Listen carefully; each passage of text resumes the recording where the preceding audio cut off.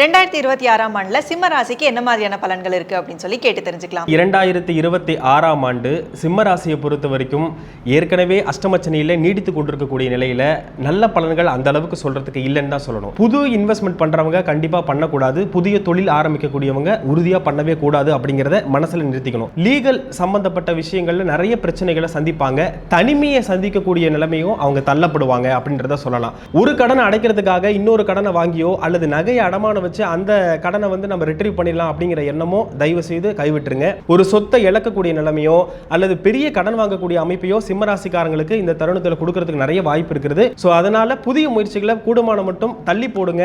அடுத்தடுத்த ஆண்டுகள் பார்த்துக்கலாம் அப்படின்ற மாதிரி கொண்டு போங்க. என்னதான் இருந்தாலும் நம்ம சர்வே பண்ணணும் இல்லையா லைஃப்ல. அப்ப விபத்து இல்ல ஏதாவது தற்கொலை எண்ணங்கள் இந்த மாதிரி விஷயங்கள்லாம் தூண்டக்கூடிய நிலைமையை இந்த சிம்மராசிக்காரங்க அடுத்த ஆண்டு சந்திக்க இருக்கிறீங்க. ஸோ மிக கவனமா இருக்கணும்.